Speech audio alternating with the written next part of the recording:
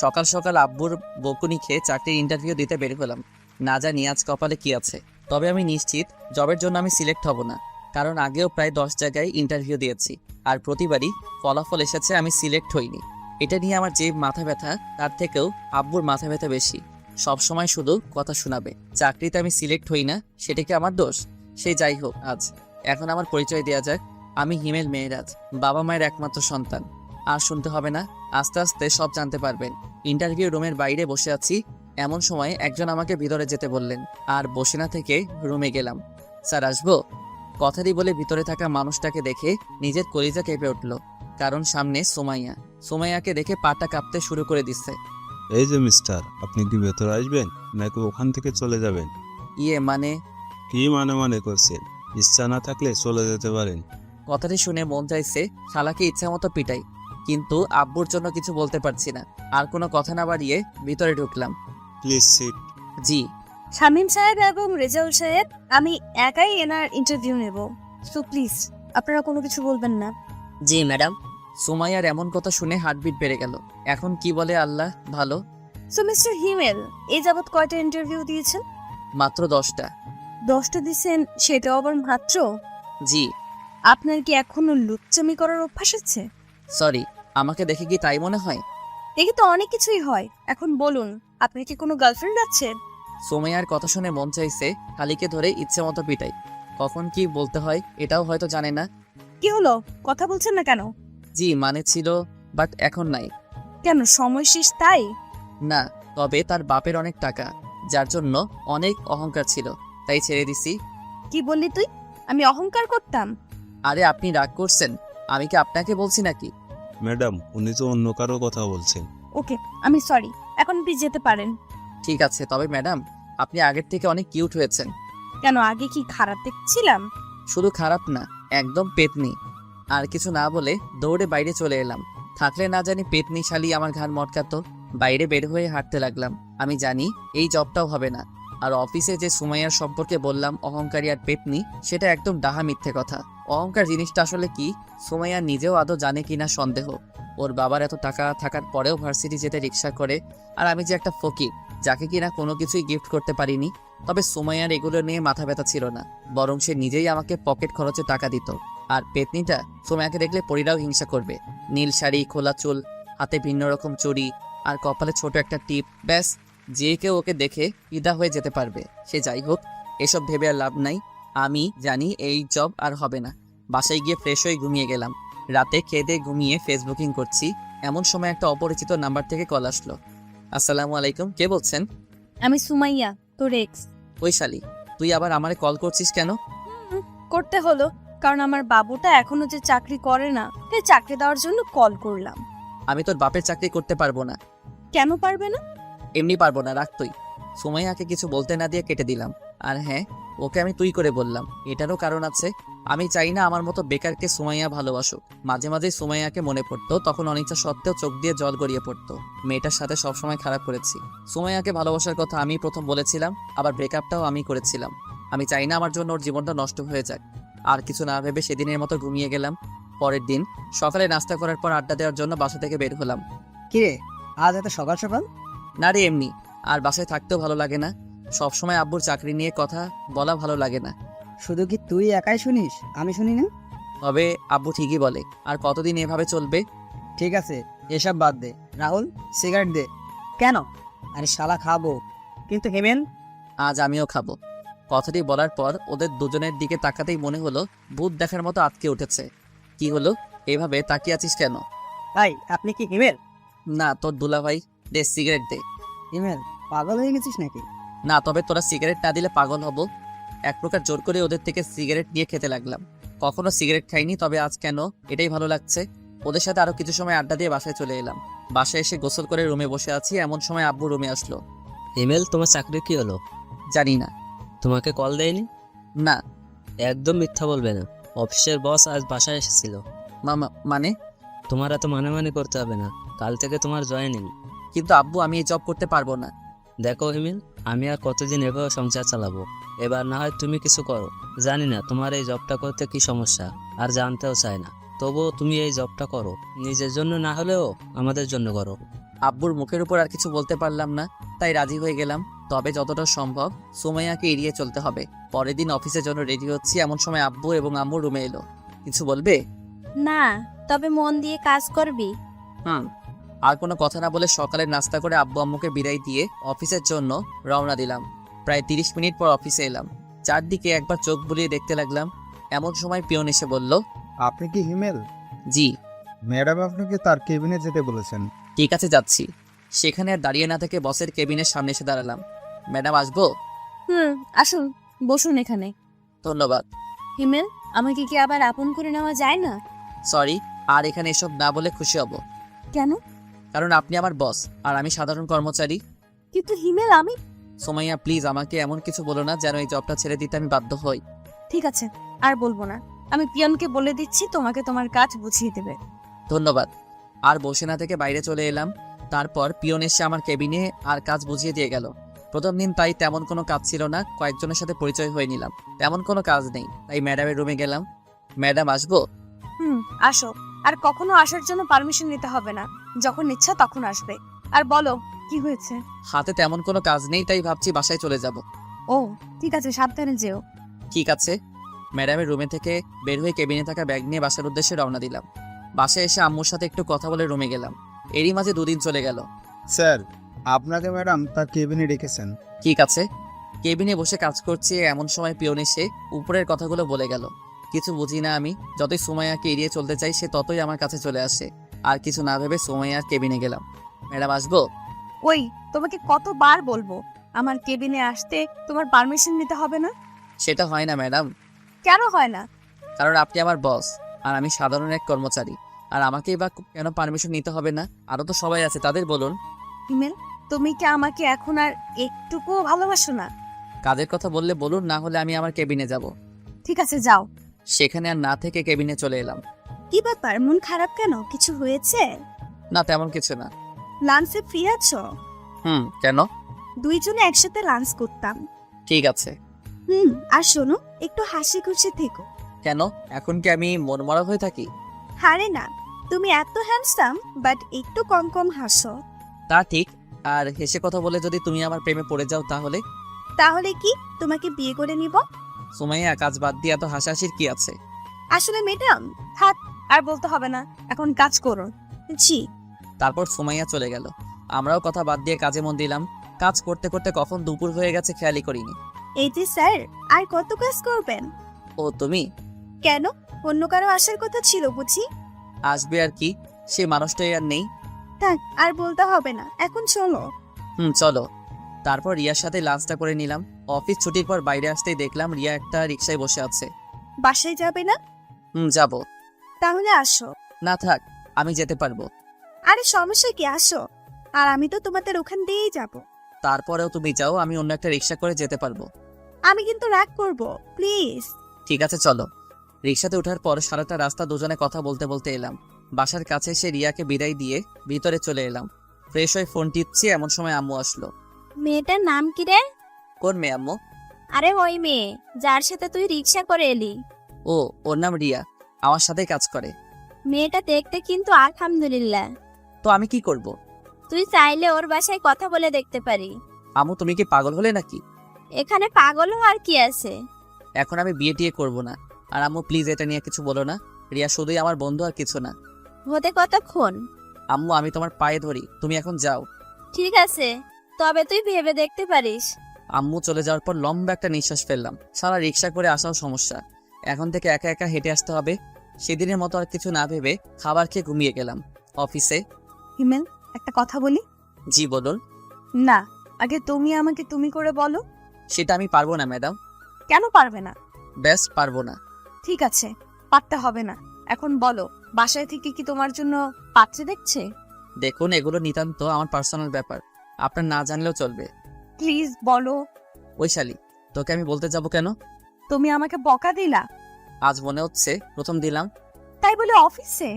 দরকার হলে আরো দিব। তোর সমস্যা? আমার সমস্যা না হলে কার হবে? ঠিক আছে, তাহলে আমি আর এই জব করব না। কাল থেকে আর আসবো না। এই না, তুমি আমাকে বকা দিবা, মন যা চায় তাই দিবা, তারপরও তুমি জব ছেড়ে দিও না। মনে থাকে যেন।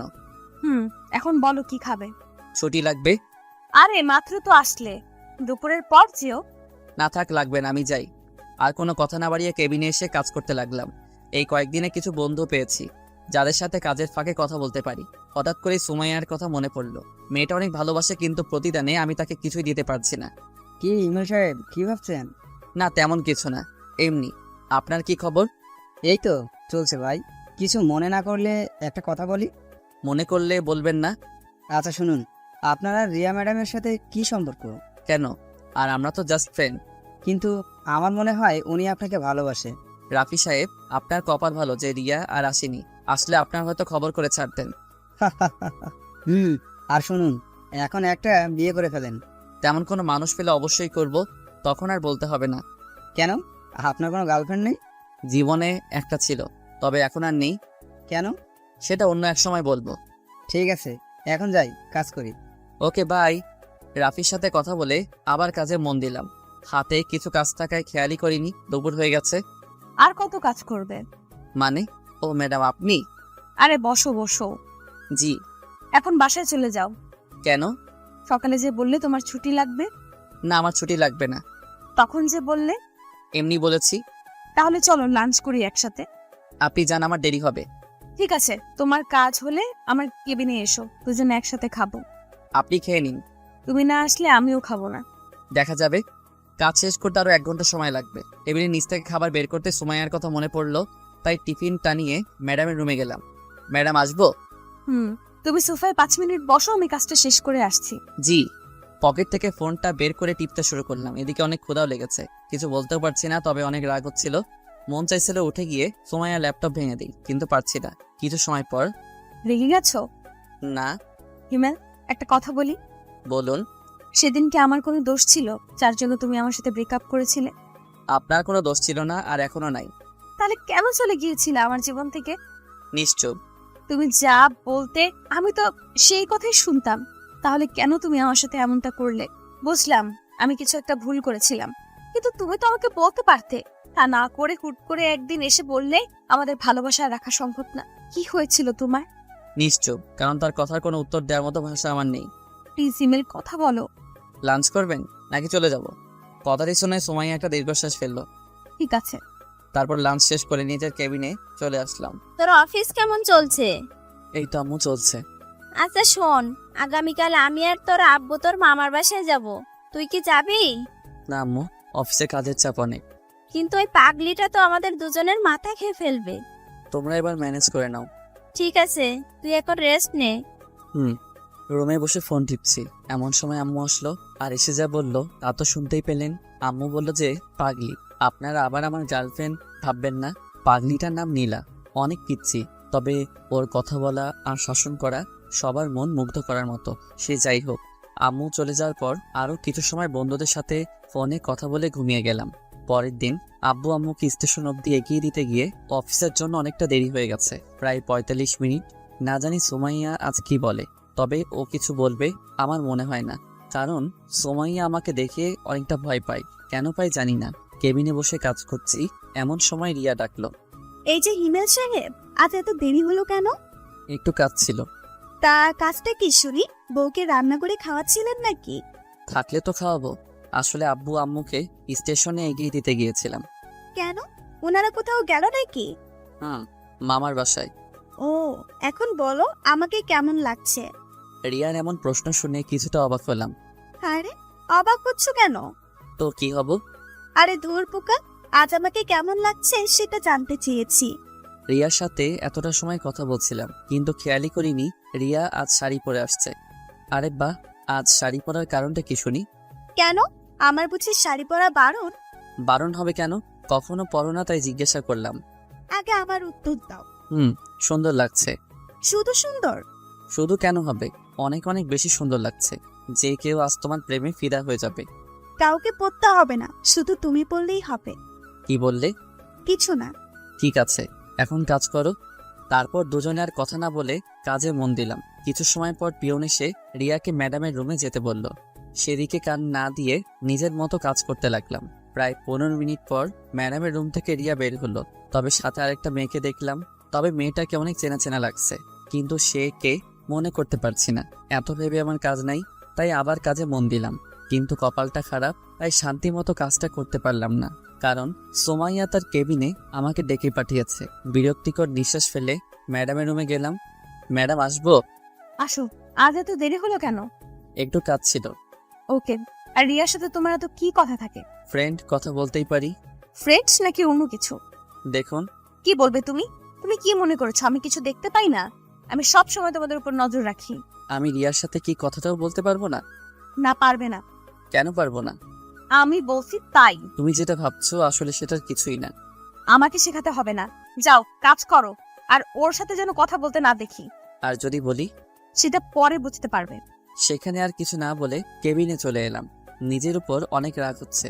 কেন যে চাকরিটা করতে গেলাম? এখন যদি চাকরি ছেড়ে দেই তাহলে আব্বু অনেক কষ্ট পাবে। আর রিয়ার সাথে কথা না বললে কী বা হবে? এখন থেকে রিয়াকে একটু এড়িয়ে চলতে হবে। রিয়ার দিকে লক্ষ্য করতে দেখলাম নতুন মেয়েটাকে কাজ শেখাচ্ছে।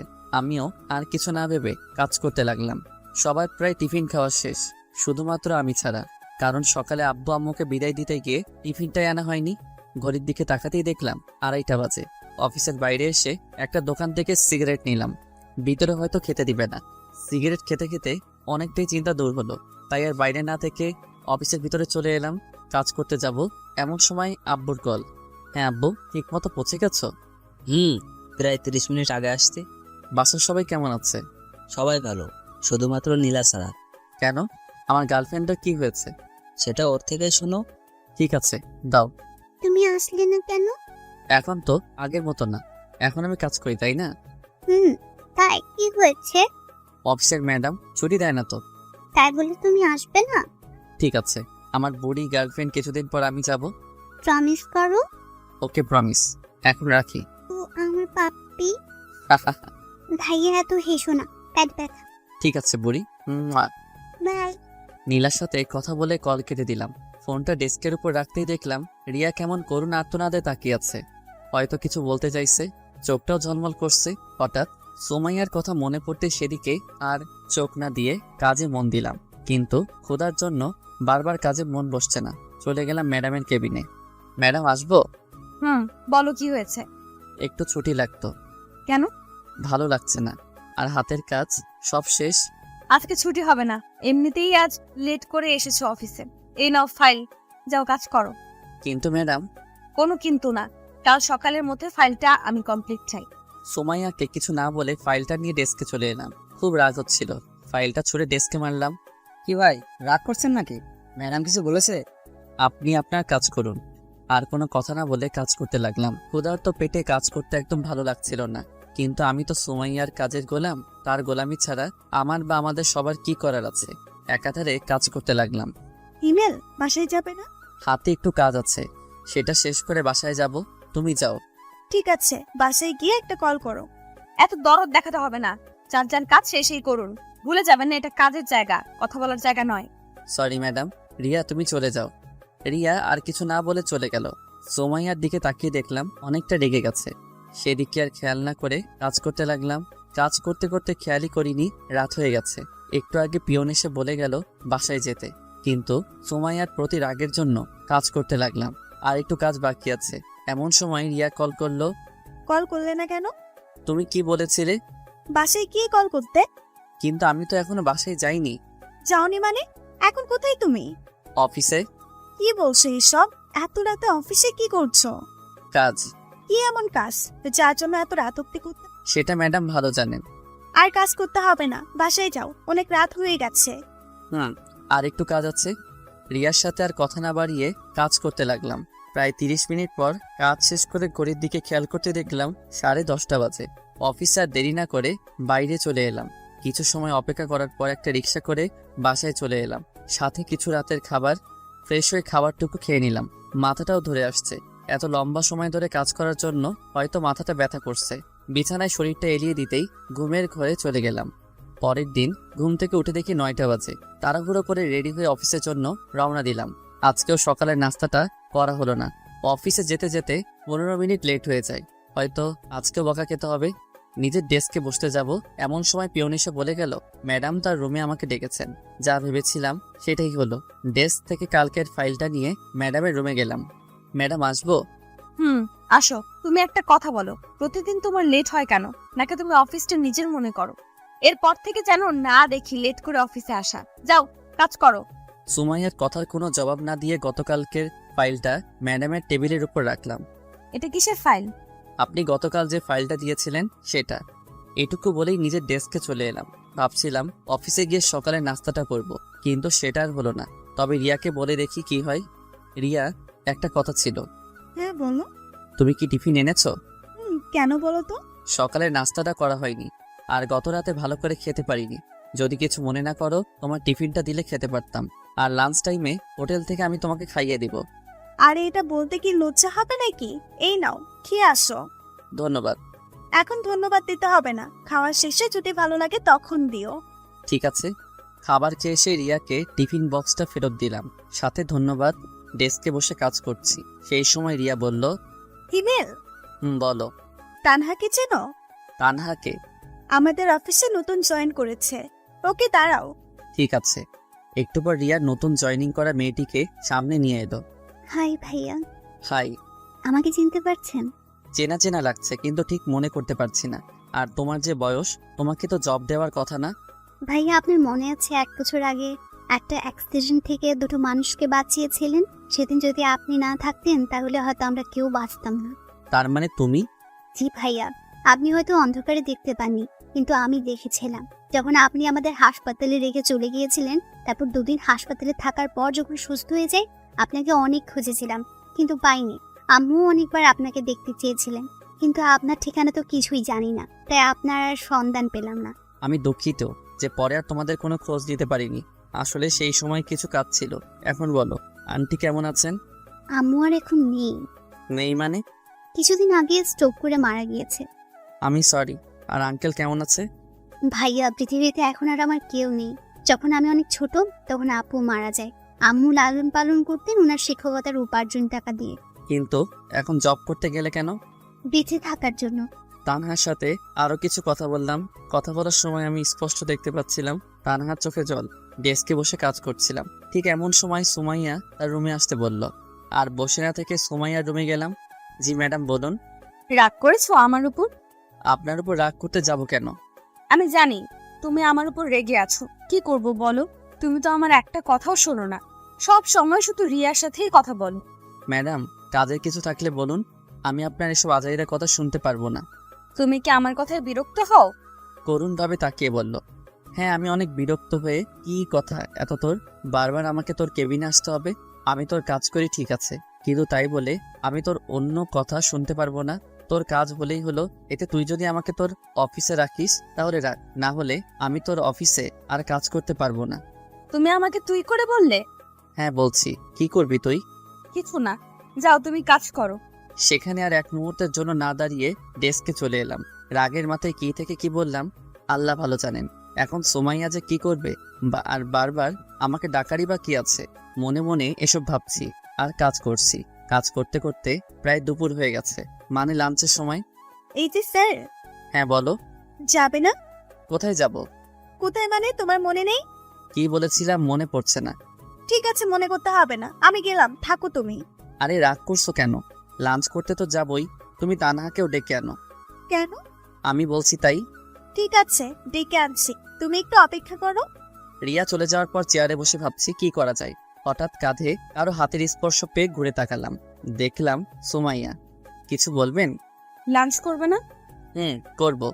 তাহলে আমার কেবিনে আসো। আজ একসাথে লাঞ্চ করতে পারবো না।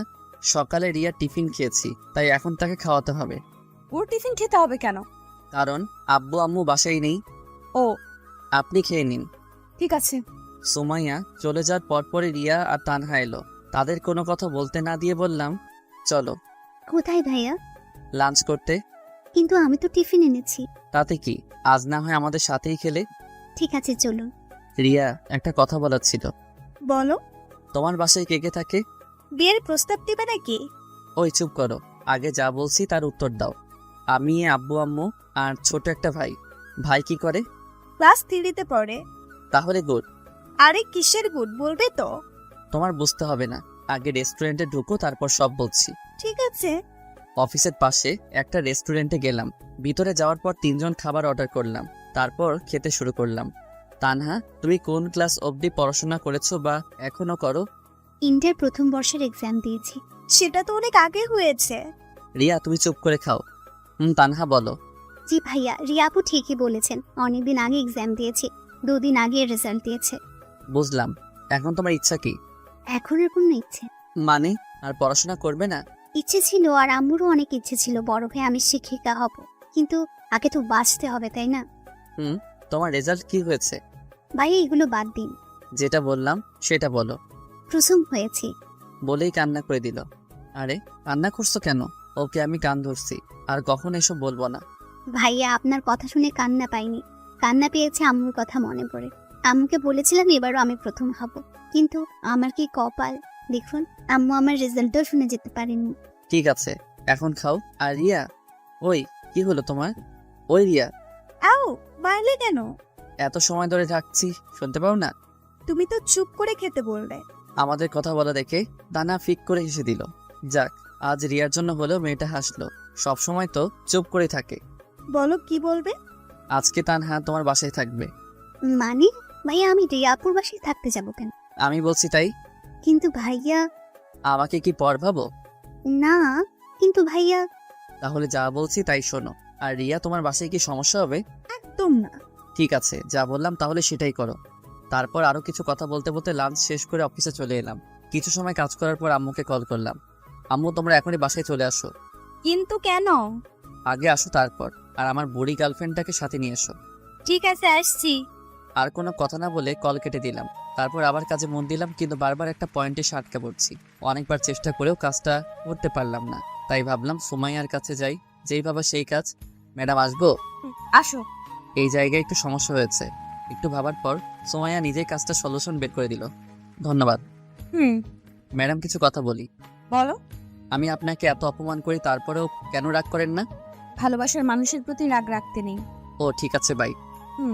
ম্যাডামের কেবিন থেকে বের হয়ে আবার নিজের কাজে মনোযোগ হলাম। অফিস টাইম শেষ, তাই বাসায় যাওয়ার জন্য রেডি হতে লাগলাম। একটু আগে রিয়া আর তানহা চলে গেছে। বাইরে দাঁড়িয়ে আছি, এমন সময় সুমাইয়া গাড়ি নিয়ে সামনে এলো। বাসায় যাবে না? যাব। গাড়িতে ওঠো। আমি যেতে পারবো, আপনি যান। চুপচাপ গাড়িতে উঠো। কথা না বাড়িয়ে সুমাইয়ার গাড়িতে উঠলাম। তোমার ড্রাইভার নেই কেন? সরি, তুমি করে বলে ফেললাম। সমস্যা নেই, আর ড্রাইভার রাখতে মন চায় না, তাই নিজেই চালাই। ও। আচ্ছা, তোমার বাবা মা কোথায় গেছেন বললে না? মামার বাসায় গেছে কিছু কাজের জন্য। ও, আসবে কবে? আজকে। তোমার কলেজের কথা মনে পড়ে? পড়লেই বা কি, সেটা আমাদের অতীত, তাই না? কিন্তু সুমাইয়া, এটা নিয়ে আমি আর কথা বলতে চাই না, প্লিজ এসব আর বলো না। ঠিক আছে। তারপর দুজনেই নিশ্চুপ। কিছু সময় পর বাসার সামনে এসে সুমাইয়া আমাকে নামিয়ে দিয়ে চলে গেল। বাসার ভিতরে এসে ফ্রেশ হয়ে একটু ঘুমিয়ে গেলাম। ঘুম থেকে উঠে দেখি রাত 7টা বাজে। ফ্রেশ হয়ে বাইরে আসতে দেখলাম বুড়ি, তার মানে আব্বু আম্মু চলে এসেছে। ভাইয়া তুমি এমন কেন? আমি আবার কেমন? এই যে তুমি আমাকে এগিয়ে আনতে যাওনি, জানো আমি কত কষ্ট পেয়েছি। ওরে আমার বুড়িরে কত কষ্ট পেয়েছে। চলো ডিয়ার গার্লফ্রেন্ড, আম্মুর কাছে যাই। যাবো না। কেন? আগে তুমি আমাকে কোলে নাও। আমার এত শক্তি নেই যে তোমাকে কোলে নিব। যাও, তোমাকে নিতে হবে না। এত বড় মানুষ, আমার মতো 5 বছরের কিউট মেয়েকে কোলে নিতে পারবে না। বাবা কত রাগ, আসো বুড়ি। তারপর নীলাকে কোলে করে আম্মু আব্বুর কাছে গেলাম। আব্বু আম্মু, তোমাদের কিছু কথা বলার আছে। জানি না তোমাদের ফলাফল কি দাঁড়াবে, কিন্তু তোমরা প্লিজ আমার কথাটা রেখো। প্রয়োজন হলে কিছু সময় ভাবতেও পারো। আগে বলবি তো কথাটা কি? তানহার ব্যাপারে সব বললাম। এখন তুমি কি চাও? আব্বু, মেয়েটার পৃথিবীতে আপন বলতে কেউ নেই, আর আমার নিজের কোনো বোনও নেই। তাই বলছি তানহা আমাদের সাথেই থাকবে এবং পড়াশোনা করবে। কিন্তু মেয়েটা কি রাজি হবে? হতেই হবে। এমএ, তোমার যা করার করবে, মেয়েটার ইচ্ছা পূরণ করতেই হবে। আব্বু, তোমরা একটু ভাবতে পারো, কোনো সমস্যা নেই। এত ভাবাভাবির কি আছে? তাহলে তোমরা রাজি? কেন, আমরা কি রাজি হতাম না? ভেবেছিলাম তোমাদের অনেক করে বোঝাতে হবে, কিন্তু তার আর প্রয়োজন হলো না। থ্যাংক ইউ আব্বু আম্মু। আর একটা কথা ছিল, কি বল? তানহাকে তোমরা বাবা মায়ের অধিকার দিতে হবে। আরে পাগল, ওকে আমার মেয়ে করে বাসায় রাখবো, চিন্তা করিস না। সত্যি? সত্যি। লাভ ইউ আব্বু আম্মু। আর আমাকে কে বলবে? আরে আমি তো ভুলেই গেছি, আমার বড়িটা এখানে আছে। থাক, আর বলতে হবে না। ওকে বড়ি। আরও কিছু কথা বলে রুমে চলে এলাম। হাফ ছেড়ে বাঁচলাম। ভেবেছিলাম আব্বু আম্মু অপরিচিত একটা মেয়েকে বাসায় এনে বাবা মায়ের অধিকার দিবে ভাবতেই পারিনি। অনেক খুশি লাগছে। তার থেকে গর্ব হচ্ছে আব্বুর আম্মুর প্রতি। পরের দিন এখনও তানহা বা রিয়াকে এটা নিয়ে কিছু বলেনি। সারপ্রাইজ দিব তাই লাঞ্চ শেষ করে কাজ করছি। ঠিক সেই সময় ম্যাডামের রুমের জোরে জোরে কথা বলা বাইরে থেকে শুনতে পেলাম। কথা বললে ভুল হবে, অনেকটা বকাঝকার মতো। সবাই কাজ বাদ দিয়ে ম্যাডামের রুমের দিকে তাকিয়ে আছে, কিন্তু বাইরে থেকে কিছু বোঝা যাচ্ছে না। এভাবে আরও কিছু সময় পার হওয়ার পর দেখলাম তানহা ম্যাডামের রুম থেকে কান্না করতে করতে বের হচ্ছে। তানহার এমন কান্না দেখে বুকের ভিতর ছ্যাদ করে উঠল। যদিও ও আমার নিজের কোনো বোন না, কিন্তু যখন ও আমাকে ভাইয়া বলে সবকিছু বলেছে, তখন থেকেই ওকে নিজের বোনের অধিকার দিয়েছি। অফিসের সব স্টাফ তানহার কাছে গিয়ে জিজ্ঞেস করছে কি হয়েছে। রিয়াকে দেখলাম তানহাকে সান্ত্বনা দেওয়ার চেষ্টা করছে। এসব একদম আমার সহ্য হচ্ছিল না। উঠে গিয়ে তানহার কাছে গেলাম। সবাই এখান থেকে যাও আর নিজের কাজ করো। অনেক রেগে আর জোরে বললাম। সবাই আর কিছু না বলে চলে গেল, কিন্তু রিয়া তানহার কাছে আছে। এই মেয়ে, তোকে কি আলাদাভাবে যেতে বলতে হবে? তুমি আমাকে তুই হ্যাঁ, তুই যা এখান থেকে। ভয় পেয়ে রিয়া কিছু না বলে চলে গেল। এবার নিজেকে স্বাভাবিক করে বললাম, তানহা বোন আমার, সত্যি করে বলবি তুই কি ম্যাডামকে কিছু বলেছিস? বিশ্বাস করুন ভাইয়া, আমি ম্যাডামকে কিচ্ছু বলিনি। কাজে একটু ভুল হয়েছে, যার জন্য ম্যাডাম আমাকে মৃত আব্বু আম্মুকে নিয়ে বকাঝকা করেছে। তানহার থেকে আর কিছু না শুনে তানহার হাত ধরে সোমাইয়ার কেবিনে গেলাম। তুই তানহাকে কি বলেছিস? ওর কাজে ভুল হয়েছে তাই বলেছি। তানহাকে সরি বল। সানি, ওকে আমার সরি বলতে হবে নাকি? হ্যাঁ হবে। যদি না বলি? আমাদের কাছে এসে বলল, আর ওকে আমার জব দেওয়াই ভুল হয়েছে। কেন যে এমন একটা বাজে মেয়েকে জব দিতে গেলাম। সোমাইয়ার কথাগুলো সূচের মতো শরীরে বিঁধে যেতে লাগছিল। অনেক বেশি রাগ হচ্ছিল, তাই সহ্য করতে না পেরে অনেকটা শক্তি দিয়ে থাপ্পড় মারলাম। কি ভেবেছিস তোর যা ইচ্ছা তাই বলবি? তুই জানিস তানহাকে? তুই কি করে বলবি? আমি বলছি তাহলে, তানহা আমার বোন। কিন্তু তোমার তো নিজের কোনো বোন নেই। হ্যাঁ, সেটা পরশু অব্দি ছিল, কিন্তু গতকাল থেকে তানহা আমার বোন। যদিও ও আমার নিজের মায়ের পেটের বোন না, কিন্তু এখন থেকে তানহা আমার মায়ের পেটের বোন। আর তুই যে জবের জন্য তানহাকে বকা দিয়েছিস, সেই জব আজ থেকে ও করবে না। কালকের মধ্যে তুই রিজাইন লেটার পেয়ে যাবি। কথাগুলো বলে ডেস্ক থেকে ব্যাগটা নিয়ে তানহাকে সাথে করে অফিসের বাইরে চলে এলাম। ভাইয়া, ম্যাডামের সাথে এভাবে কথা বলা ঠিক হয় না। সেটা আমি শুনতে চেয়েছি। না, কিন্তু জব ছেড়ে দিলে আমি বাঁচবো কি করে? ভয় পাচ্ছিস? তুই এখন আমার বোন। গতকাল আব্বু আম্মুকে সব বলেছি। তোকে আজ সারপ্রাইজ দিতে চেয়েছিলাম, কিন্তু কি থেকে কি হয়ে গেল বুঝতেই পারিনি। কথাগুলো বলে তানহার দিকে তাকাতেই দেখলাম মেয়েটার চোখ দিয়ে জল গড়িয়ে পড়ছে, যা দেখতে আমার একদম ভালো লাগছিল না। তাই হাসানোর জন্য বললাম, তুই কি জানিস তুই কান্না করলে একদম পেতনির মতো লাগে। ভাইয়া, ঠিক আছে, আর বলবো না। আর সরি তুই করে বলছি। সরি কেন? এখন থেকে তুই করেই আমাকে বলবে। আর তুইও আপনি না তুই করে বলবি। ঠিক আছে। তারপর একটা রিক্সা করে সারাটা রাস্তা তানহার সাথে কথা বলতে বলতে বাসায় চলে এলাম। বাসার ভিতরে আসতেই আম্মুকে বললাম, আম্মু, ও তানহা। চুপ হারামজাদা, মায়ের কাছে মেয়েকে পরিচয় করে দিস, তোর লজ্জা করে না একটু? আম্মুর কথা শুনে তানহা হেসে দিল। তাই বলে চুপ কর। তানহা মা, আয় আমার সাথে। তানহাকে সাথে করে নিয়ে আম্মু রুমে চলে গেল। আপনাদের হয়তো বলা হয়নি, আমাদের বাসা 3 তলা। উপরে আমরা থাকি আর নিচে 2 তলা ভাড়াটে থাকে। ভাড়া দিয়ে অনেক টাকা পাওয়া যায়, যার জন্য আমি চাকরি করতে চাইনি। সেই যাই হোক, আম্মু তানহাকে নিয়ে রুমে যাওয়ার পর আমি আর সেখানে দাঁড়িয়ে না থেকে রুমে এসে ফ্রেশ হয়ে নিলাম। ভাইয়া, আপুটা কি এখন থেকে এখানেই থাকবে? আর বুড়ি, তুই যেন ওর সাথে খারাপ ব্যবহার করবি না। তুমি আমাকে কি বললে? এখন তোমার জরিমানা হয়ে গেছে। কিসের জরিমানা? এই যে তুমি আমাকে তুই করে বলেছো। আল্লাহ, আমি তো ভুল করে বলেছি। কোনো কথা নেই, তবে এটা একটু ভিন্ন জরিমানা। শুনি, এবার জরিমানাটা কি? কাল আমরা ঘুরতে যাব। আমার যত ইচ্ছা ঘুরবো, খাবো, তোমার কিছু বলা যাবে না। তাহলে তো আমি ফকির হয়ে যাব। হলে হবে, তাতে আমার কি? আমি তো তোমার বিএফ, তাই না? বিএফ এর থেকে টাকা নিবে? বিএফ মানে বেস্ট ফ্রেন্ড, তাই তোমার থেকে আমি নিতেই পারি। আমি কিন্তু মন খারাপ করব। আমিও আন্টিকে বলে দেবো হিমেল ভাইয়া আমাকে বকা দিয়েছে।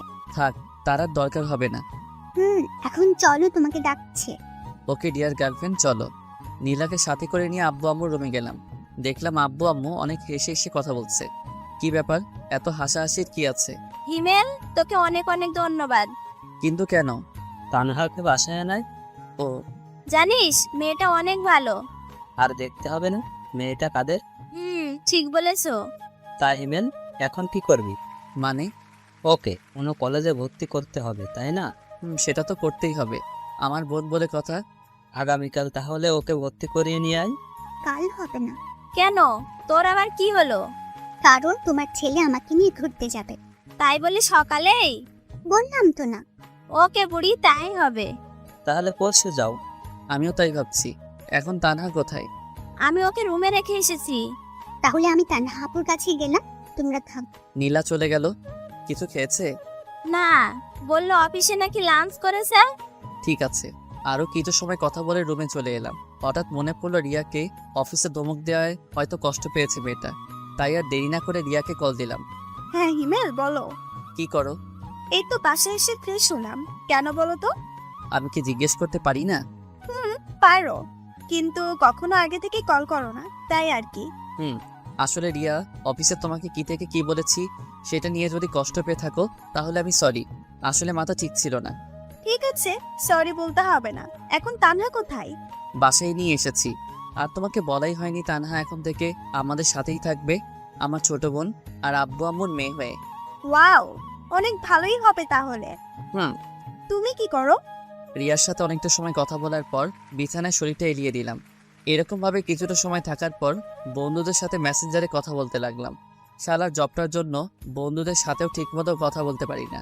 তারপর সবাই মিলে রাতের খাবারটা খেয়ে নিলাম। ড্রয়িং রুমে বসে আছি, এমন সময় নীলা বলল, আন্টি আজ আমি আপুর সাথে ঘুমাবো। আজ না, অন্য আরেকদিন। না, আজকে। নীলা, ভাইয়া আমি নীলাকে বলেছি এটা বলতে, আর আমি নীলা না হয়ে একসাথে ঘুমাই। কিন্তু মা, তোর যদি কোনো সমস্যা হয়? আম্মু কোনো সমস্যা হবে না। ঠিক আছে, তাহলে ঘুমাস। সবার সাথে তানহা কথা বলতে লাগলো। তবে সব থেকে ভালো লাগছে তানহা আব্বু আম্মুকে আব্বু আম্মু বলেই ডাকছে, যেটা দেখে মনে অনেকটা শান্তি অনুভব করলাম। সবার সাথে কিছু সময় কথা বলে রুমে এসে ঘুমিয়ে গেলাম। পরের দিন, ডিয়ার বয়ফ্রেন্ড, এখন আমার জন্য আর আপুর জন্য খাবার অর্ডার দাও। ওই আমি তোর কোন কালের বয়ফ্রেন্ড শুনি? দেখো, আমাকে তুই করে বলবে না। আহা নীলা, বললে কি সমস্যা? আমাকেও তো তুই করে বলে। আপু তুমি ছোট, তাই বুঝবে না। আমাকে কথা বলতে দাও। নীলার কথা শুনে আমরা দুজন হাসবো না কান্না করব কিছুই বুঝলাম না। এতটুকু মেয়ে হয়ে একদম বুড়ির মতো কথা বলে। শুধু শুধু তো আর বুড়ি উপাধি দেয়নি তাকে। সে যাই হোক, ওদের কথা মতো খাবার অর্ডার করলাম। হ্যাঁ, আমরা নীলার কথা মতোই ঘুরতে বের হয়েছি। পিচ্ছি হলেও রাগ অভিমান অনেক। সারাটা দিন আমাকে পাগলের মতো ঘুরপাক করাচ্ছে। কিছু ভুল হলেই হয় কান্না বা তানহার ফোন নিয়ে আব্বু আম্মুকে কল করে বলবে আমি নাকি ওকে মেরেছি।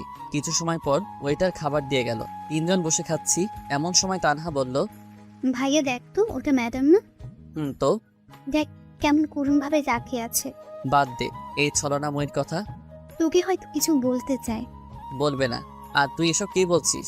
ভুলে গেলি ওর ডাইনির মতো রূপের কথা? না ভাইয়া, ম্যাডাম হয়তো তেমন না। তুই আর একটা কথা বললে সেদিন যে ম্যাডামকে দিয়েছিলাম তোকেও আজ সেটা দিব। কথা শুনে তানহা চুপ করে গেল। কি দিয়েছিলে ভাইয়া? মিষ্টি। আবে ডার্লিং, তাই? কি মিষ্টি? হাপ্পর মিষ্টি খাবে?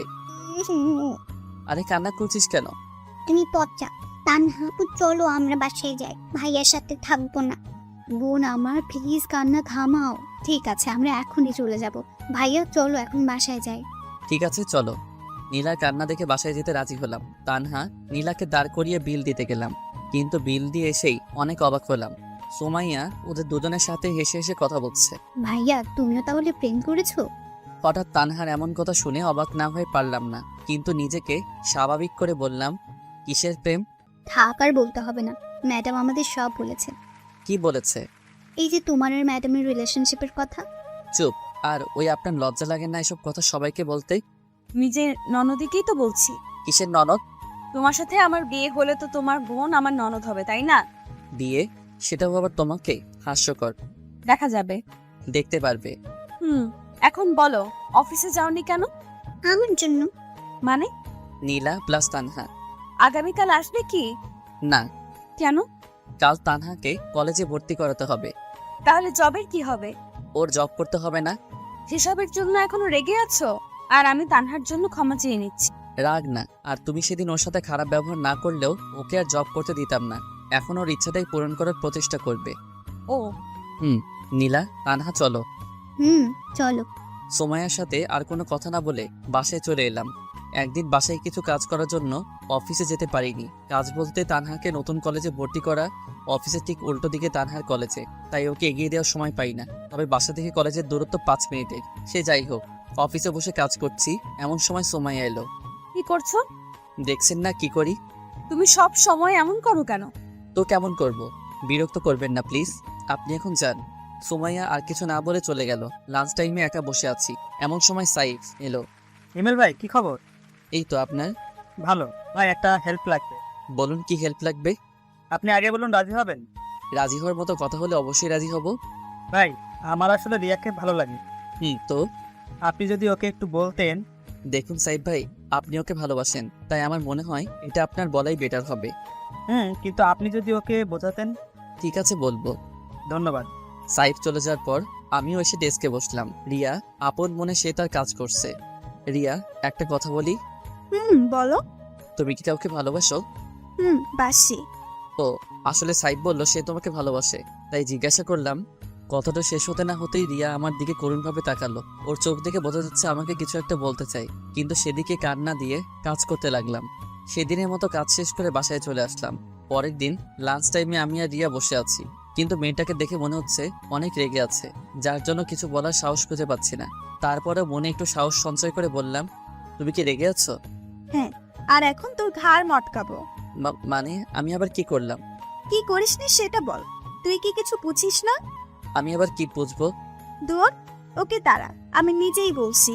দাঁড়িয়ে গেলাম। দাঁড়ালি কেন? তুমি বললে তাই। চুপ, আমি কি সেই দাঁড়ানোর কথা বলছি নাকি? তুই বস, আমি বলছি। 1 মিনিট নীরবতা পালন করে বলল, হিমেল, জানো না তুমি আমাকে তোমার কি ভাবো, কিন্তু বিশ্বাস করো, তোমাকে আমি আমার জীবনের একটা অংশ মনে করি। যেদিন তোমাকে প্রথম দেখেছিলাম সেই দিন থেকেই তোমাকে ভালো লাগতো। আর সেই দিন যে তানহাকে পাশে নিয়ে গিয়ে নিজের বোনের অধিকার দিয়েছো, সেই দিন থেকেই তোমাকে অনেক অনেক ভালোবাসি। তোমাকে কিছু বলার আগে উল্টো সাইফের কথা বলে আমাকে রাগিয়ে দিলে।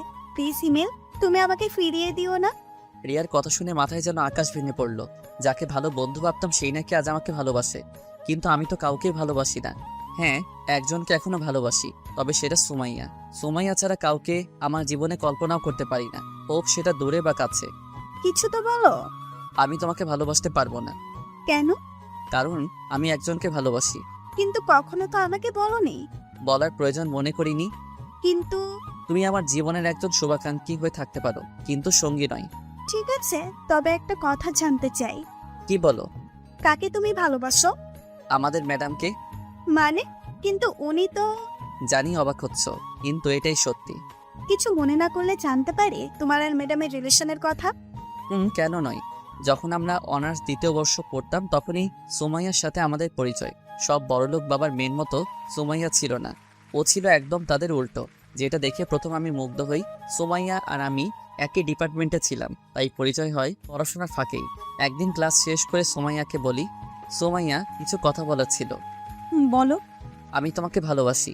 সরি হিমেল, এটা আমি পারবো না। তুমি আগে পড়াশোনা করে নিজের পায়ে দাঁড়াও, তখন তোমার সাথে প্রেম করব। কিন্তু ততদিন হয়তো তুমি থাকবে না। তবে আমার থেকেও ভালো কাউকে জীবনে পাবে। আর কিছু না বলে সুমাইয়া চলে যায়। কিন্তু তখন ছিলাম নাছোড়বান্দা, আর এমনিতেই কলেজে থাকাকালীন ছিলাম 1 নাম্বার বাদর। এভাবে সুমাইয়ার সাথে টুকটাক কথা বলতাম প্রতিদিন। সুমাইয়াকে ভালোবাসি না বললে যেন আমার দিনটাই মাটি হয়ে যেত। প্রতিদিন ভিন্ন ভিন্নভাবে ভালোবাসি কথা বলতে হয়েছে, আর সুমাইয়া একইভাবে একটা উত্তর দিয়েছে, আগে নিজের পায়ে দাঁড়াও। অনেক সময় সুমাইয়ার প্রতি রাগ হতো, কিন্তু কিছু বলতে পারতাম না।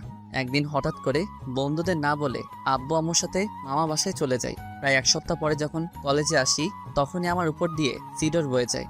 তুই আমাকে কিছু না বলে চলে গেলি মামা বাসায়। আমাকে বলিস নাই কেন? কি বলতাম? জানিস আমি কত কষ্ট পেয়েছি?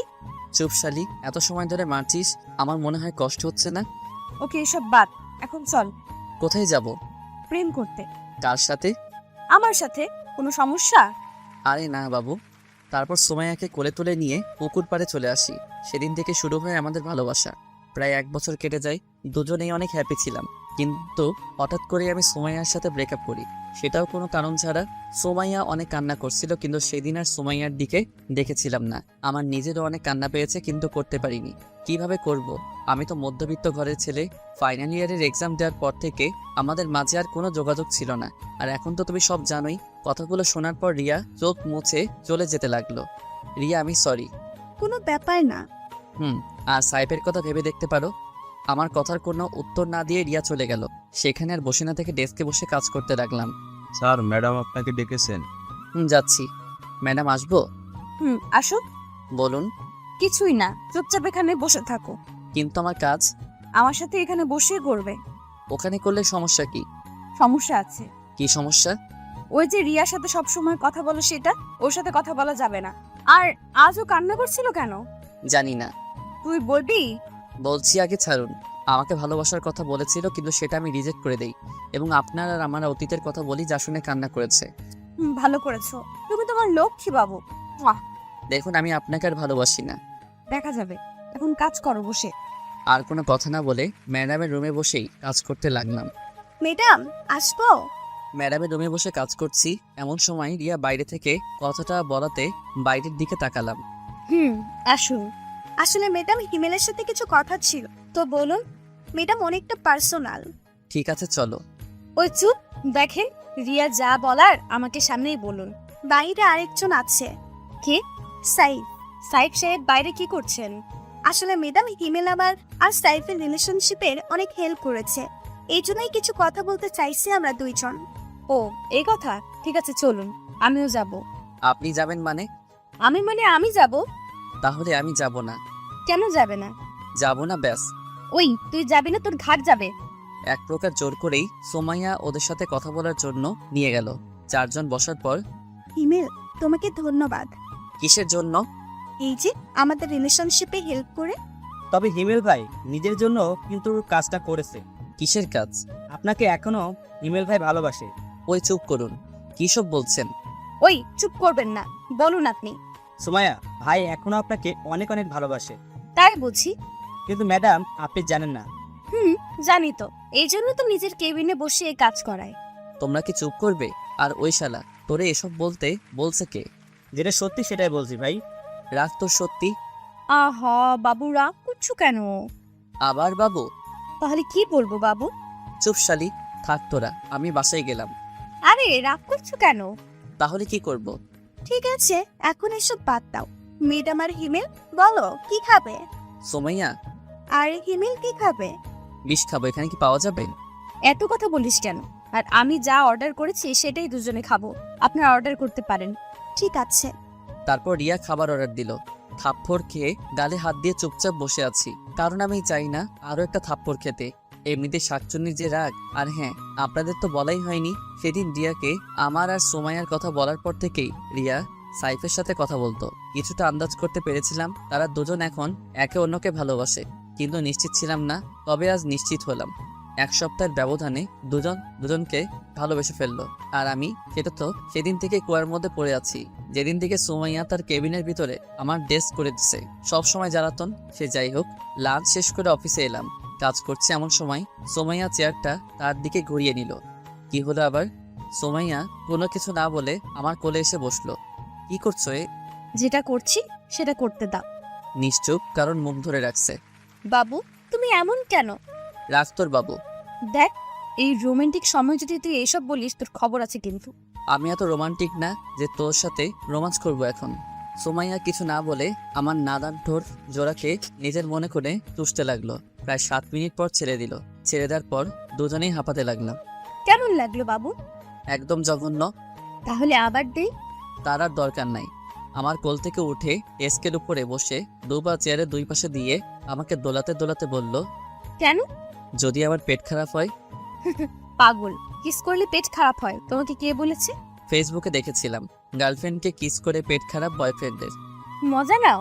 আরে না, সত্যি দেখেছিলাম। আচ্ছা, এসব বাদ। এখন বলো, তুমি আমাকে মিথ্যা বলতে কেন? কি মিথ্যা বলতাম?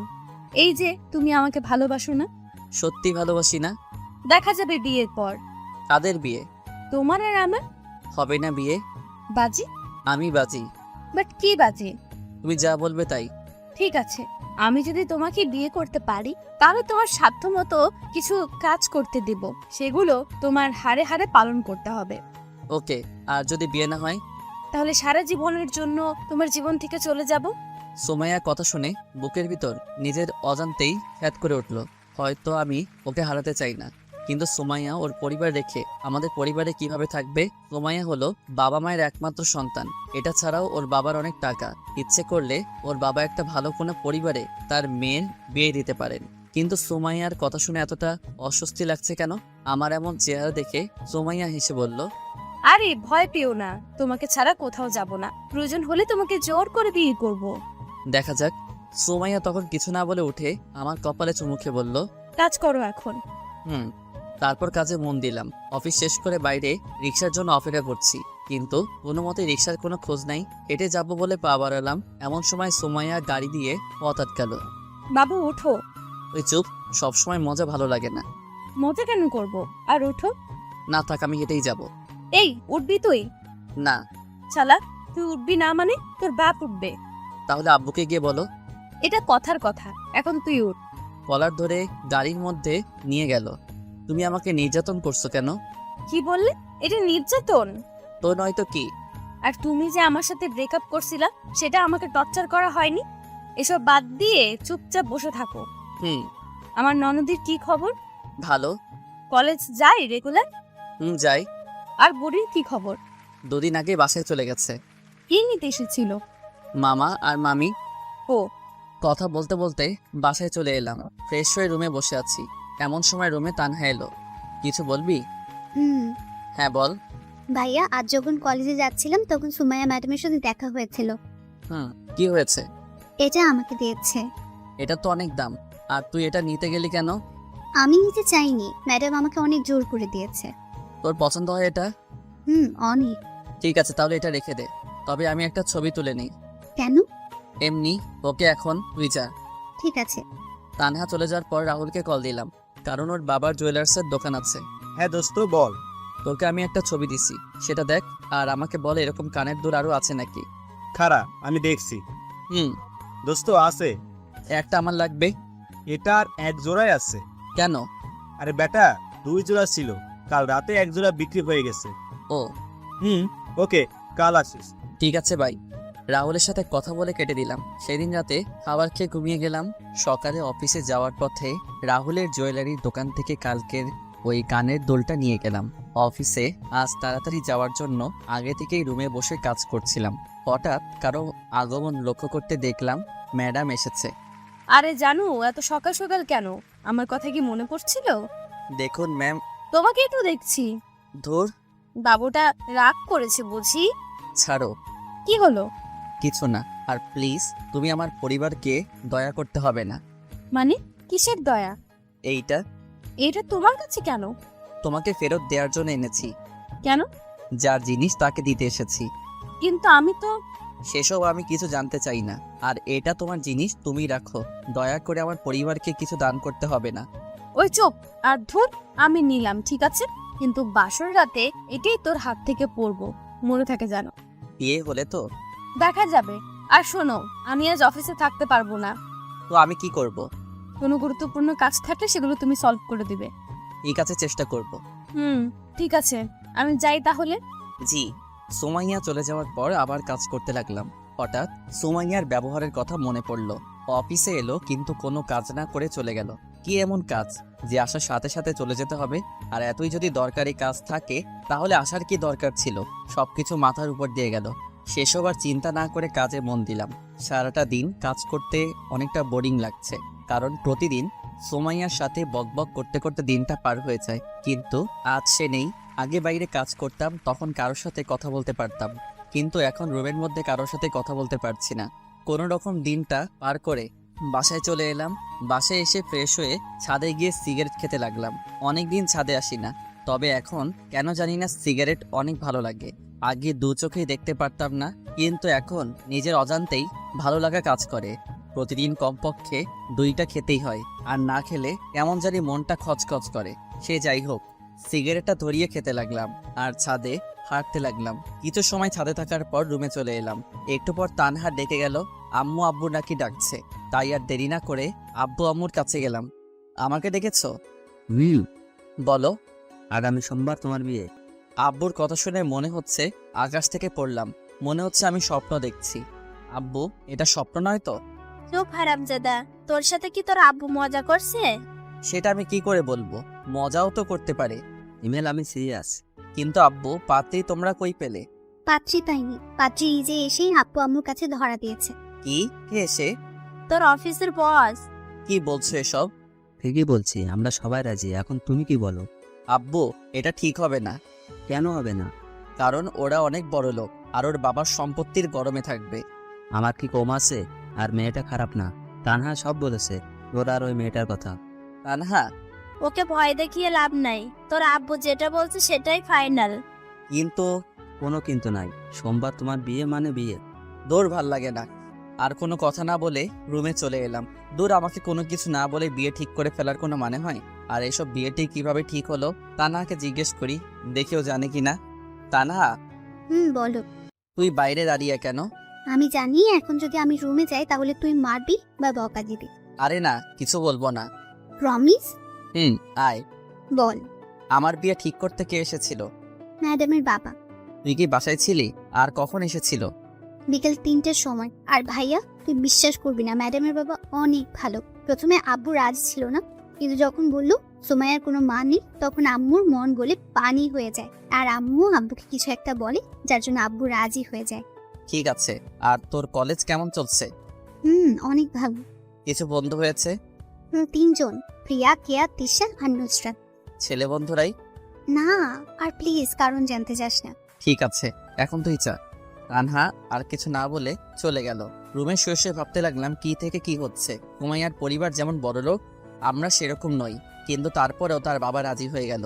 হয়তো মেয়ের সুখের কথা ভেবেই রাজি হয়েছে। কিন্তু সুমাইয়ার সাথে যদি আমার বিয়েটা হয়েও যায়, তাহলে তো আমার জীবন একদম তেজপাতা করে ছাড়বে। তার উপর বাজি তো আছেই, যা হবে দেখা যাবে। এসব ভেবে আর লাভ নেই। সেদিনের মতো ঘুমিয়ে গেলাম। পরের দিন। কি রে ভাইয়া, আজ অফিসে যাবি না? যাব। তাহলে ঘুম থেকে ওঠ, আজ আমিও তোর সাথে অফিসে যাব। তুই কেন যাবি? ম্যাডাম যেতে বলেছে। কেন? সেটা জানার জন্যই তো যাব। ঠিক আছে। তাড়াতাড়ি উঠ। আর শোয়না থেকে উঠে ফ্রেশ হয়ে নিলাম। তারপর সকালে নাস্তা করে অফিসের জন্য বের হলাম। সাথে তানহা।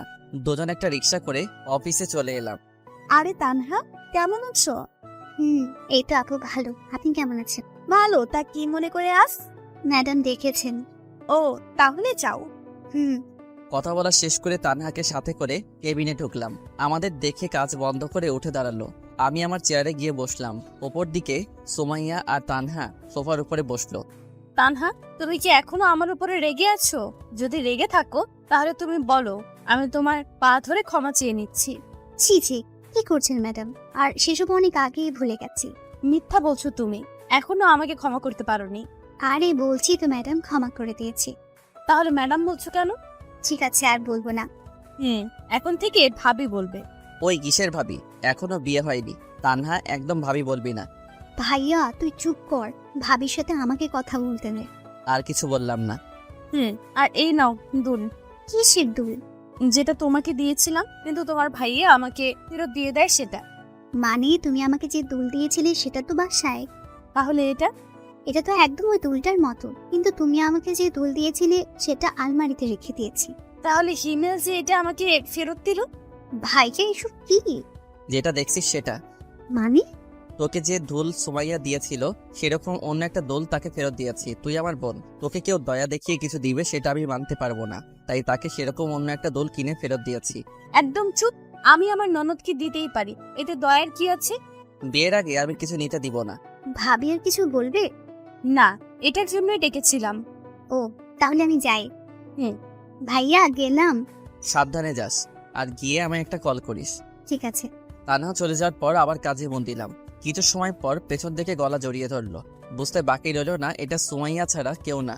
বাবু, আমি বুঝতে পারছি কেন তুমি আমাকে দুল দিয়েছো। কেন দিয়েছি? কারণ দুলটা তোমার অনেক পছন্দ হয়েছে, যার জন্য আমাকে দিতে চেয়েছিলে। কোনো কারণ না পেয়ে এইভাবে আমাকে দিলে, তাই না? জি না। আমি জানি। জানো ভালো। এখন ছাড়ো, কাজ করব। না, ছাড়বো না। প্লিজ ছাড়ো, কাজ করতে দাও। তাহলে একটা পাপ্পি দাও। পারবো না আমি। কেন পারবে না? এমনি। একটা দাও না প্লিজ। ওকে দাঁড়াও। হুম, দাও। মুখটা সুমাইয়ার মুখের কাছে দিতেই সুমাইয়া ওর চোখ বন্ধ করে ফেললো। আজ কেন জানি নিজেকে সুমাইয়ার দিকে আকর্ষণ করছে। টানা টানা চোখ যা দেখে যে কেউ ওকে দেখে ফিদা হয়ে যাবে। সুমাইয়ার চোখ বন্ধ করাই আমিও ওর ঠোঁটের দিকে তাকালাম। দেখলাম ঠোঁটটা কাঁপতে শুরু করে দিছে। সুমাইয়াকে কিস করবে এমন সময় বললাম, সুমাইয়া আমার না খুব জোরে চেপেছে। কথা বলার পরপরই চোখ খুলে আমার দিকে রাগে মুটে তাকালো। মনে হচ্ছে আমাকে এখন ইচ্ছা মতো পিটাবে। বিয়ে মানে? মানে হিসু, 1 নাম্বার যাকে বলে। কিস করার সময় এটা পাওয়ার ছিল নাকি তুই এমনি বলছিস? ছি, আমি কি তোমাকে মিথ্যা বলতে পারি বলো? জানা আছে তো সত্য কথা। তাহলে আমি যাই। যাই মানে? কোথায় যাবি? ওই যে হিসু করতে। তোর সাথে আমিও যাব। তুমি যাবে কেন? দেখবো তাই।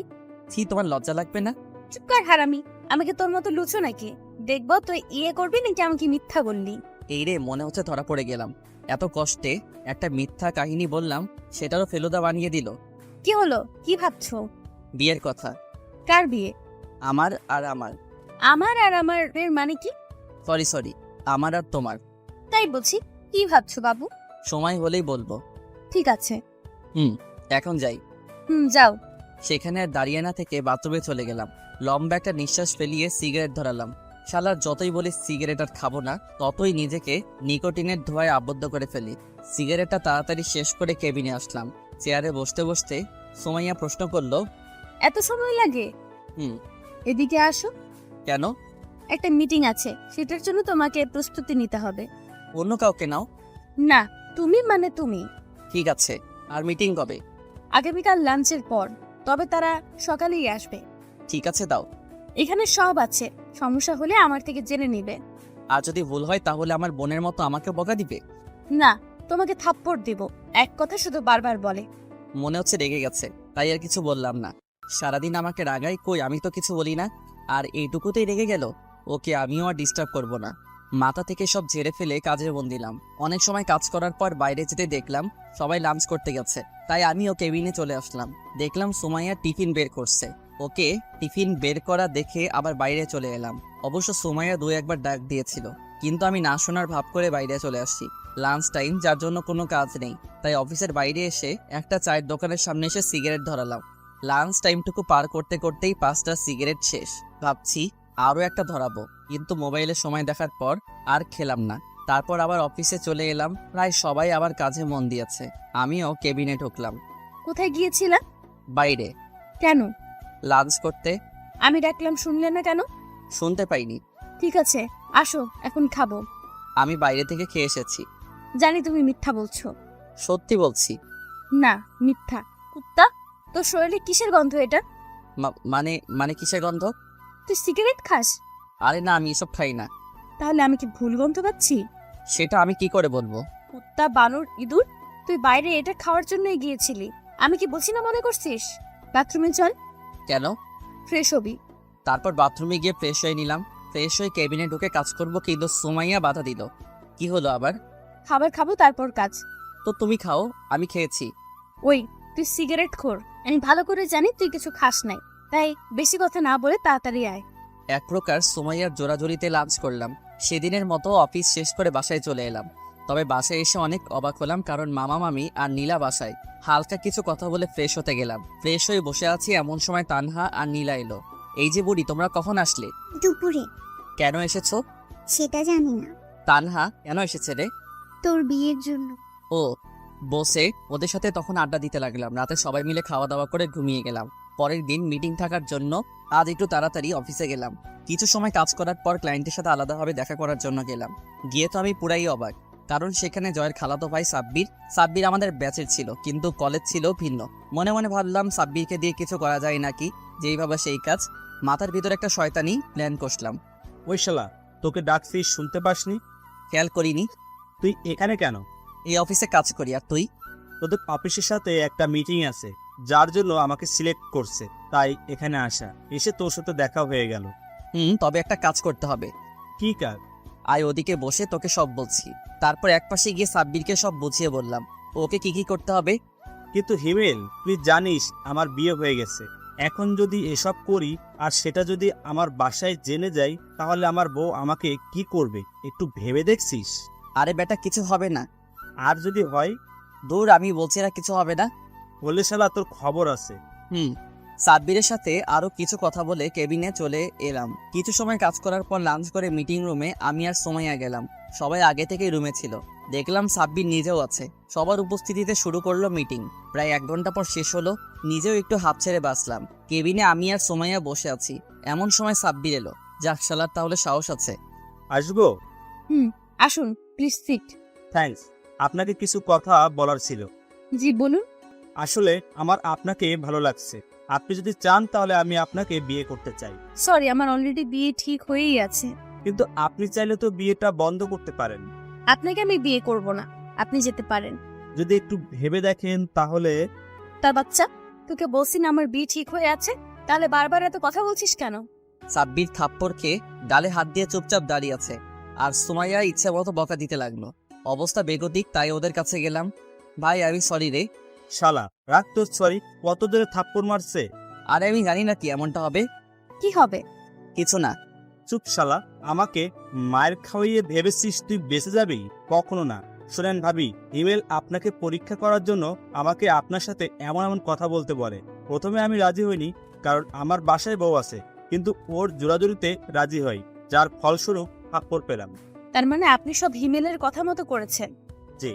আমি আসলে সরি, ভুল হয়ে গেছে, প্লিজ কিছু মনে করবেন না। আর আপনি এখন যান, আমি ওকে দেখাচ্ছি এটা করার জন্য কি শাস্তি পাবে। সোমাইয়ার কথা শুনে সাব্বির চলে গেল। মনে হচ্ছে আমার উপর দিয়ে এখন ভূমিকম্প যাবে। কেন এমন করছিলাম? সাব্বির তো বলল পরীক্ষা করার জন্য। আমাকে তোর বিশ্বাস হয় না? হয়তো। তাহলে পরীক্ষা করার কি আছে? এমনি মজা করছিলাম। হাত সরা। না। সরা বলছি। না সরাবো না। সোমাইয়া আর কিছু না বলে আমার মাথার চুল ধরে আর আমার 2 জোড়া ঠোঁটকে নিজের আয়ত্তে করে চুষতে লাগলো। প্রায় 7 মিনিট পর ছেড়ে দিল। জোরে জোরে নিঃশ্বাস নিতে লাগলাম। কথায় কথায় শুধু একটা নিষ্পাপ ছেলেটার উপর অত্যাচার চালাই। কেমন দিলাম? জঘন্য। তাহলে আরেকটা দেই? না না লাগবে না। তাহলে বলো কিসটা কেমন লাগলো? হ্যাঁ অনেক ভালো। Good boy. যাও এখন কাজ করো। তারপর আবার কাজে মন দিলাম। দেখতে দেখতে বিয়ের দিন চলে এলো। অনেক সুন্দর করে বাসা সাজানো হয়েছে। আব্বু কিপটে হলে কি হবে, শখ আছে অনেক। যদিও বিয়ে করতে প্রথমে রাজি ছিলাম না, কিন্তু এখন রাজি। কারণ এই শীতের রাতে একটা তুমি দরকার। তাছাড়া আব্বু আম্মুর কথা ফেলতে পারতাম না। সে যাই হোক, বাসায় সব আত্মীয় স্বজন চলে এসেছে। দুপুরবেলা সবাই মিলে আমাকে গোসল করিয়ে দিলা। তারপর রেডি হয়ে সুমাইয়াদের বাসায় রওনা দিলাম।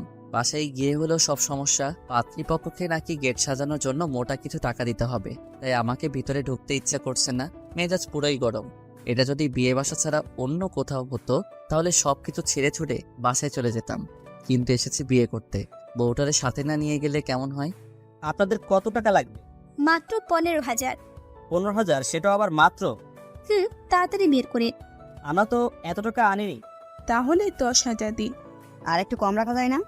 জি না, টাকা বের করেন। অনেকক্ষণ মেয়েদের পাম দেওয়ার পর 7,000-এ রাজি হয়ে যায়। সব নিয়ম নীতি মেনে বিয়েটা সম্পন্ন হয়। সোমাইয়াকে সাথে করে বাসায় চলে এলাম। সবাই এখন নতুন বউ দেখতে ব্যস্ত। এই ফাঁকে বন্ধুরা সবাই মিলে হাতে চলে এলাম। অনেকক্ষণ ধরে মনের মধ্যে খচখচ করছিল, তাই সিগারেট ধরালাম। দোস্ত, বিড়ালটা একটু সাবধানে মারিস। দূর শালা, আগে বল বউয়ের থাপ্পড়ের হাত থেকে কিভাবে বাঁচা যায়? থাপ্পড় মানে? তোরা বুঝবি না। সিগারেট শেষ করে রুমে চলে এলাম। বাসর ঘরে রুমে এসে দেখি বউ আমার খাটের উপর লম্বা ঘোমটা টেনে বসে আছে। ভাবলাম এই সময় বউটাকে রাগালে কেমন হয়। দরজা আটকে দিলাম এক চিৎকার, আম্মু চোর! এত জোরে চিৎকার শুনে সুমাইয়া কেঁপে উঠল। ঘোমটা সরিয়ে আমার কাছে এসে বলল, কোথায় চোর? আপনি নিজেই তো চোর। তা হারামি? কি ব্যাপার, গালি দিচ্ছেন কেন? আমি তোর বউ, তোকে গালি দিব মাইর দেব, কোনো সমস্যা? বউরে না হয় এসব করতেন, কিন্তু আপনি তো আমার বউ না। মানে তাহলে তোর বউ কে? সুমাইয়া। আমি কে? সেটা আমি কি করে বলবো? আচ্ছা এদিকে আয় তো। কেন? তোমার মাথায় কি সমস্যা হয়েছে? এমন আজে বাজে কথা বলছো কেন? যা সত্যি সেটাই তো বলছি। ঠিক আছে, তুমি এদিকে আসো। না, যাবো না। আমাকে দেখতে দাও কি হয়েছে। ঠিক আছে দেখো। থাপ্পড় হজম করে গালে হাত দিয়ে করুণভাবে বউয়ের দিকে তাকিয়ে রইলাম। পৃথিবীতে মনে হচ্ছে আমি প্রথম ব্যক্তি যে কিনা বাসর ঘরে বউয়ের হাতে থাপ্পড় খেলাম। তুই সিগারেট খাস? সুমাইয়ার এমন কথা শুনে গলা শুকিয়ে গেল। কি বলবো বুঝতে পারছি না। জানি সত্যি বললেও মার খাবো, মিথ্যা বললে খাবো। কি বলবো না বুঝে তোতলাতে শুরু করলাম। তুই কি তোতলা? না। তাহলে প্রশ্নের উত্তর দে। যাই বলি সেটাতেই তো মারবে। সত্যি কথা বললে মারবো না। অফিসে জয়েন করার আগে থেকে খাওয়া শুরু করছি। কেন এসব খাও? তুমি কান্না করছো কেন? এমনি। ঠিক আছে, যাও ঘুমাও। এবার কিন্তু আমিও কান্না করব। তুমি কি এসব ছেড়ে দিতে পারবে না? তুমি কান্না থামিয়ে একটা হাসি দিলেই পারবো। কথাটি শোনার পর সোমাইয়া ফিক করে হেসে দিল। এখন সোমাইয়াকে ভালো লাগছে। কিছু মানুষের কান্না কেন জানি সহ্য হয় না, আর সোমাইয়ার কান্না সেটা কখনো হবেও না। যখন ওর সাথে ব্রেকআপ করি তখন ও অনেক কান্না করছিল, যেটা আমার একদম সহ্য হচ্ছিল না। সেদিন থেকে 1 সপ্তাহ কলেজ গেছিলাম না, গেলেই হয়তো ওর কান্না দেখতাম। কি হলো, কি ভাবছো? ভাবছি বাসর করব কিভাবে। জি না সোনা, আমার সাথে যে বাজি ধরছিলা সেগুলো আগে পূরণ করো, তারপর বাসর। কি? কি নয় যে। থাকবো না আমি এই বাসায়। ঠিক আছে, চলে যাও। আমি যাব কেন? এটা আমার বাপের বাড়ি, তুমি যাও। আইসে বাড়ি দেখাইতে, কথা না বললে ফ্লোরে ঘুমাও। আমার কিন্তু ঠান্ডা লাগবে। তাহলে ঘুমাতে লাগবে না, খাটেই আসো। ধন্যবাদ বউ, তুমি আমার অনেক অনেক ভালো আর কিউট বউ। থাক, আর পাম দেওয়া লাগবে না। না সত্যি। আচ্ছা বউ, আমি তোমাকে একটু জড়িয়ে ধরি। সোমাইয়া কিছু কথা না বলে আমার পেটের উপর বসলো। এখানে বসলে কেন? তুই আমারে বউ বউ করছিস কেন? কেন বউ? চুপ, আমার কি নাম নেই? আছে, বাট এটা ভালোবেসে বলছি। রাখ তোর ভালোবাসা। ঠিক আছে। লাইট বন্ধ করো। লাইট বন্ধ করলে আমার ভয় লাগে। আজ লাগবে না। কেন? এত কেন কেন করছিস কেন? যেটা বলছি সেটা কর। লাইটটা বন্ধ করতেই সোমাইয়া পাগলের মতো কিস করতে লাগলো। আরো অনেক কিছু হয়েছে, কিন্তু আপনাদের বলা যাবে না। বললে আমিও লজ্জা পাবো, সাথে আপনারাও লজ্জা পাবেন। তাই এটা না বলাই ভালো। আর যারা একান্ত জানতে চান বাসর ঘরে কি হয়, তাহলে বিয়ে করে নেন। যতই হোক বাসরাত বলে কথা, দুজনে কখন ঘুমিয়ে গেছি খেয়ালই করিনি। সকালে ঘুম থেকে উঠে দেখি সোমাইয়া আয়নার সামনে বসে চুল ঠিক করছে। উঠে গিয়ে কোমরে হাত দিয়ে সোমাইয়ার চুলের মধ্যে মুখ ডুবিয়ে দিলাম। হঠাৎ এমন করায় সোমাইয়া অনেকটা কেঁপে উঠল। তারপর স্বাভাবিক হয়ে বলল, কখন উঠলা? এই মাত্র। শাওয়ারে যাও। একটু পর। কেন, আবার কি হলো? রাতের মতো আরো একবার ট্রাই করি। একদম না স্যার, তাড়াতাড়ি বাথরুমে যাও। আর কোনো কথা না। এক প্রকার জোর করেই সোমাইয়া আমাকে বাথরুমে ঢুকিয়ে দিল। তারপর গোসল করে রুমে এসে দেখি সোমাইয়া নেই, হয়তো আম্মুর কাছে গেছে। ড্রেস পরে রুমে বসে আছি, এমন সময় নীলা আসলো। ভাইয়া তোমাকে ফুফু ডাকছে কেন গার্লফ্রেন্ড? নাস্তা করার জন্য। ঠিক আছে চলো। নীলাকে সাথে করে নাস্তার টেবিলে আসলাম।